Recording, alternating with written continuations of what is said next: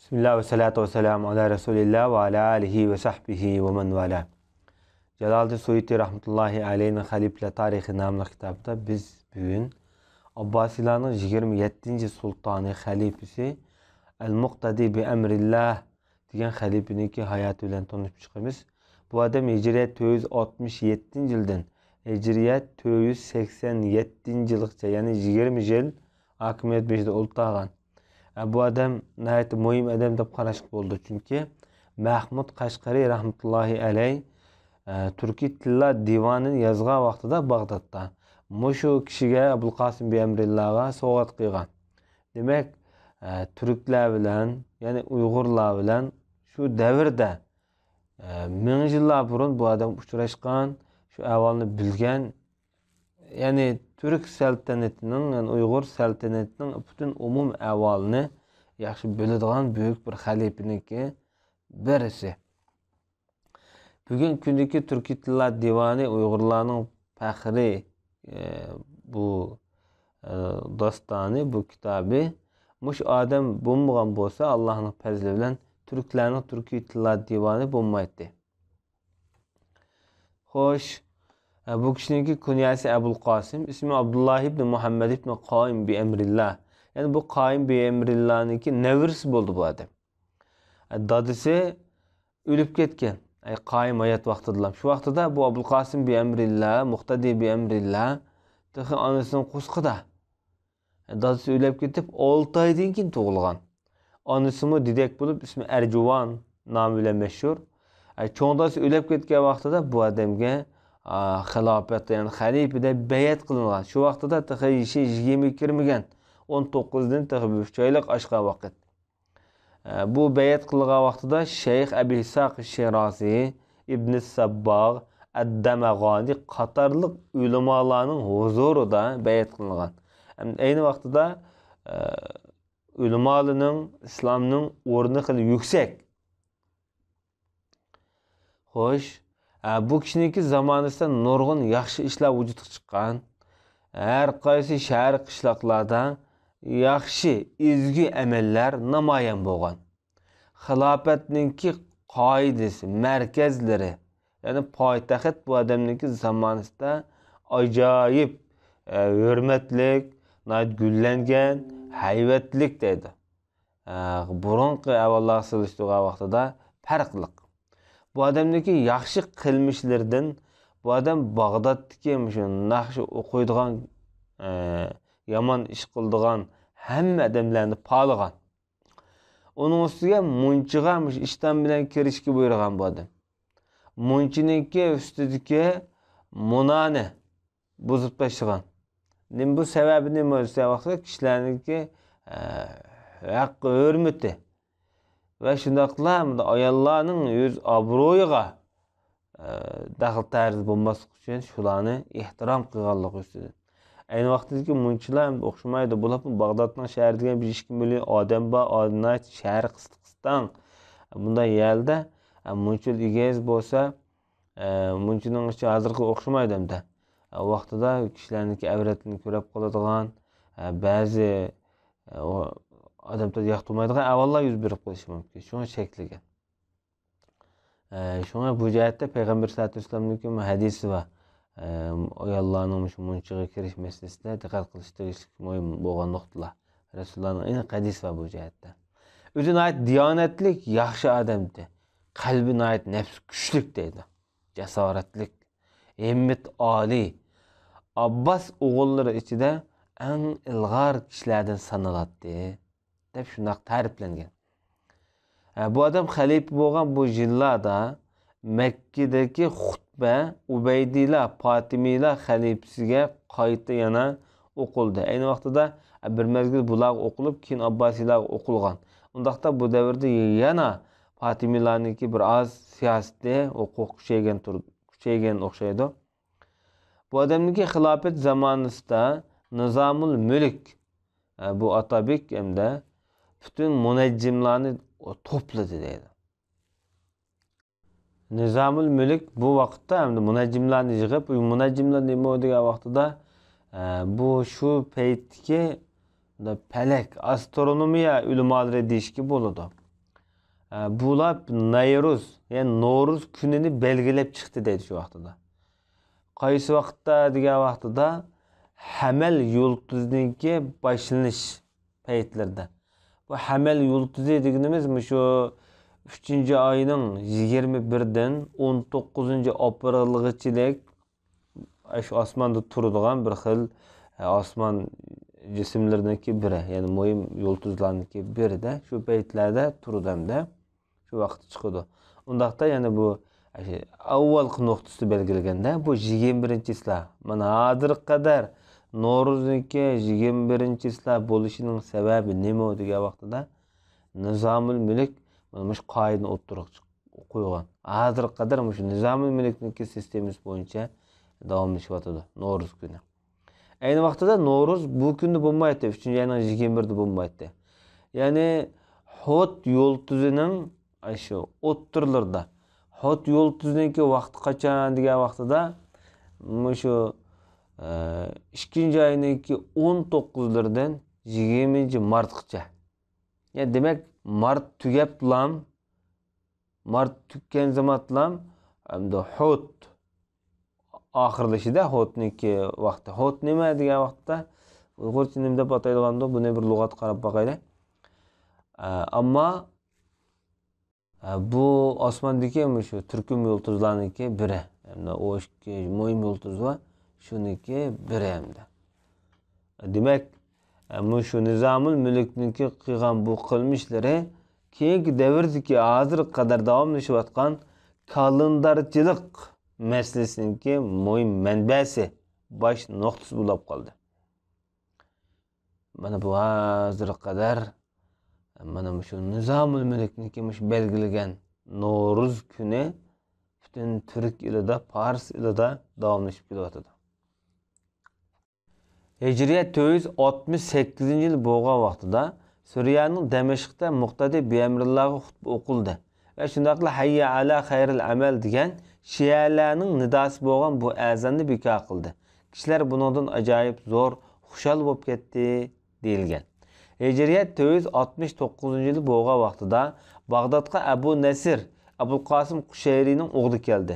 Bu munayit katta shu davrdagi Abbosiylar davridagi buyuk ulamolardan dadisi Abul Qosim Qushayri'mi ajoyib katta ulamo. Abul Qosim Qushayrining nayati zoidlik, ruhiyat haqida yozilgan buyuk kitoblari bor. Bu odam Bag'dodga kelgandan keyin Bag'doddagi Nizomiya madrasasida va'z nasihat so'zladi.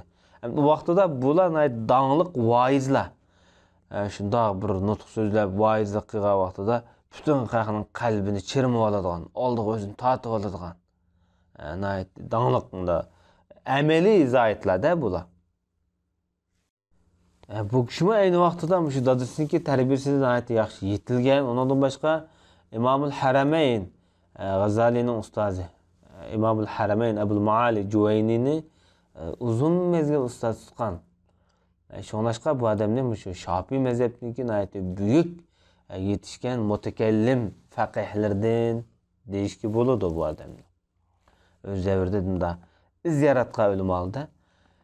Nizomiya madrasasiga kelib va'znasa so'zlagandan keyin Hanbali mazhabdagi kishilar bilan bu vaqtda to'qnish bo'ldi. Vaqtda hamda Imom Ahmadman Bag'dodda yashab, shu yerda yashab o'lib ketgan odam boshqa Imom Ahmadniki Hanbali mazhabini asos qilib yashaydigan bir turkum g'ulliq kishilar mavjud Bag'dodda, Iroqda. Bu odam o'zi Ash'ari mazhabida turib so'zlab Hanbalilarni bir oz aybladi. Mana bu to'qnashning sababida hamda. Shunlar bu odamniki agash kuchlarimi ko'p. Bu odamga mutassiblik qiladigan, bu odamni yoqlaydigan, qarg'ularchi yoqlaydiganlar yomon ko'p. Chunki bu ajoyib notiq voizlardan, dadisdan tortib, ustozdan tortib, bunda davlatga ta'sir bor notiqlar, voizlarda shu vaqtda hamda. Nurg'un fitna fasod qo'zg'alib, nurg'un jamoat o'lib tugdi. Ya'ni shu bir Hanbalilarni ayblab qo'ygan sababdan bu yerda shu qilich ko'tarib bir-biriga oxiri bu yerda nurg'un fitna fasod bo'lib, jiq odamlarniki qon to'kilishiga sabab bo'ldi. Bu hamda ajdin qaytgan vaqti bo'lgan voqea asli. Bu adam mecbur qilib Bag'dodga kelgandan keyin bir vazn so'zlab bersin deb aytgan. Bu voqea bo'lib, bu odam yana hajga ketib, yana bu fitna yo'qolmay, oxiri Nizomul Mulk bu odamni shu keltirib Bag'dodga yana shu fitna bosatni o'tirish uchun kelgan, yo'qotish uchun. Nizomul Mulk nihoyat ikrom bilan, izzat bilan kutib olgan bu vaqtda. Keyin endi fitna besiqqandan so'ng yana Nishapurga ketib, shu Nishapurda dunyodan ketgan. Demak, bu endi biz hozirgi davrimizda bo'layotgan shu mazhablar orasidagi to'qnashuvniki ma'lum asosini bundan his qilishga bo'ladi. Xo'sh, bu vaqtda Faxruddavla degan bir vazir var. Muqtadi bi Amrillah'niki vaziri.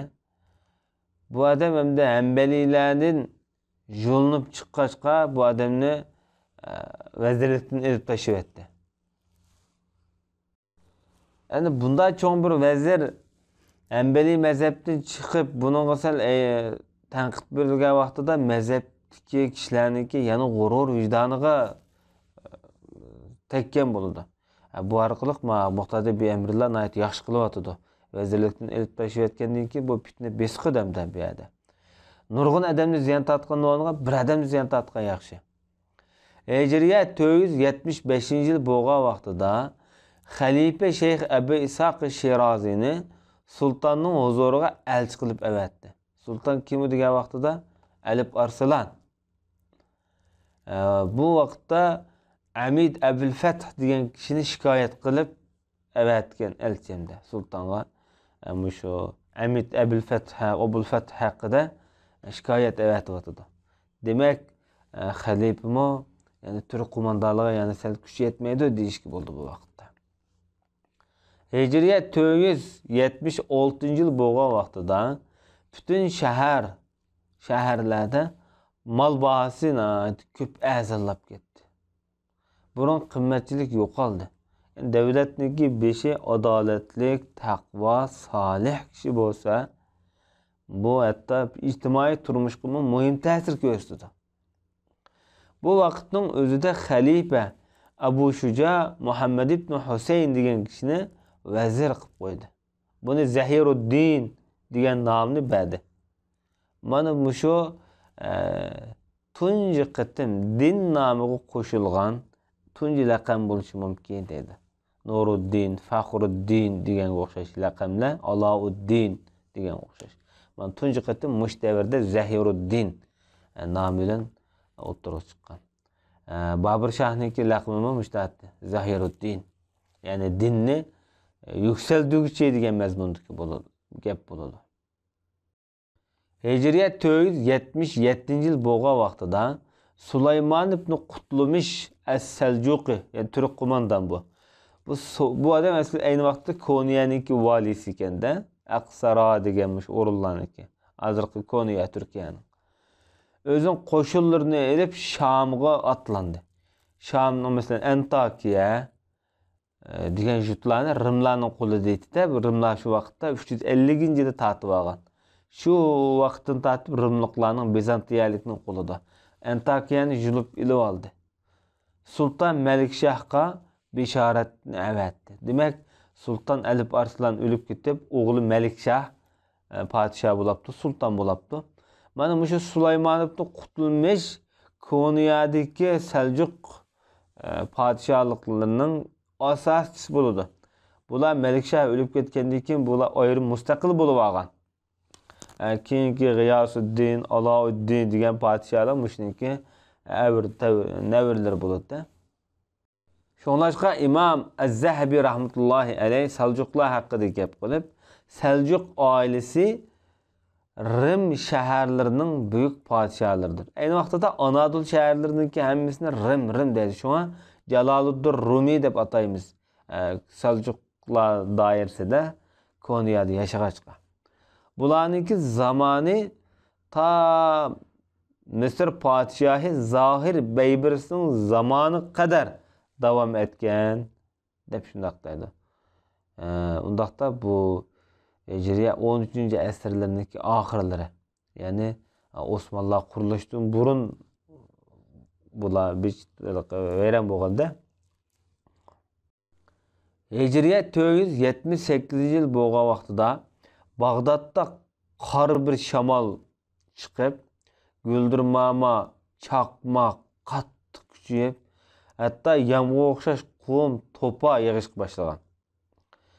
Bu chaqmoq, guldirmama necha qatim yuz bergan. Xalqlar bir qiyomat o'xshaydi deb o'ylashib qolgan. Bu asrdan keyin 3 soat davom etgan deydi. Bu ahvolni imom Abu Bakr Tartushi o'zining Amali nomli kitobida keltirgan ham o'z ko'zi bilan naq ko'rgan deydi. Hicriyet 479 yil bo'lgan vaqtida Sibta va Marokashning podshosi Yusuf ibn Tashfin, Sibta degan hozirgi asli arablar yashaydigan Mag'ribning Marokash davlatiniki bir podshosi. Bu hozir İspaniyaniki kontrolligida. Bular yani egallab olgan. Bu yerda arablar yashaydi. Bu Sibta degan hozir shu İspaniya bilan Mag'ribning orasidagi kichik bir orol davlati.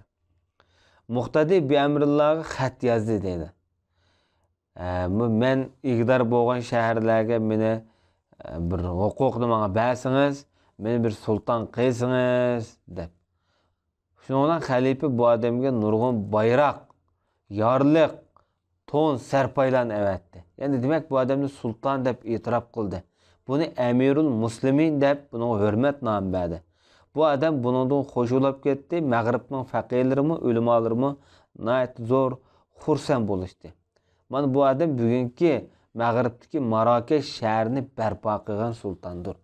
Bu Yusuf ibn Tashfin nayt zohid o'tgan, taqvo o'tgan ulug' podsholarniki biri. İmam G'azali rahmatullohi alayh mush adamniki qishiq berib, xilofatni, islom dunyosini qutqizay deb safarga chiqqan vaqtida bu odamning o'lib ketganligini anglab qaytib kelgan. Demak, G'azali qo'l qo'ygudek buyuk shu davrdagi siyosiy arboblardan deyishga bo'ldi. Hicriyet 479 yilning o'zida Sulton Malikshah Bag'dodga keldi. Bu endi sulton bo'lib Asbahan, Xuroson tarafda yashagan bilan xalifada uchrash bo'lgan. Bu odam bu yerga tunji qatim kirishi. Shundan Bag'doddagi mamlakat ordusiga tushib, u yerda to'p o'ynadi va xalifaga nurg'un taqdimlarni taqdim etdi dedi. Balkim bu bir qism tuhfa, sovg'atlar bo'lishi mumkin. Ondan Asbahanga qaytib ketdi.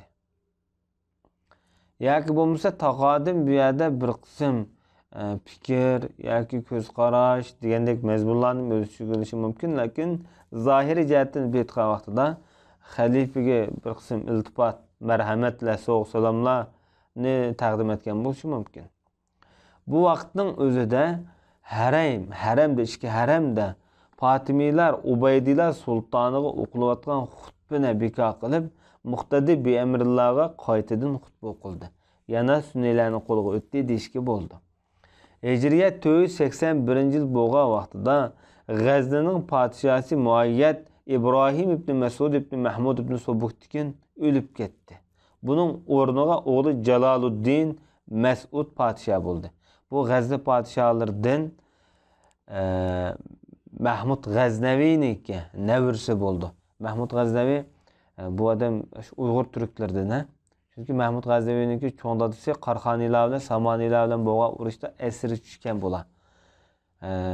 Bu shu Qashqar tarafda bo'lgan urushda bo'lgan vaqada bu. Shu vaqtda 10 minglarcha odam asirga tushgan. Shu vaqtda bularni qul qilgan.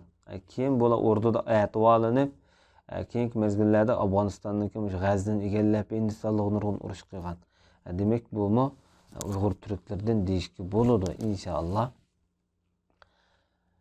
Hicriyet 483 yili bo'lgan vaqtida Bag'dodda Tojul Mulk uchun bir maktab silindi. Katta qilib davlat buniki butun ta'minotni berdigan. Bu Bobur Abraz degan ishning oldida qildi. Ya'ni bu Bag'doddagi cho'ng darvozalarniki biri shaharniki. Shaharning shu vaqtdagi har bir darvoza bir cho'ng shahar shu paytlarda. Bu mektepte Ebu Bekir Şaşi degan adam ders öğretti. Bunu medrese taciye deb atalgan.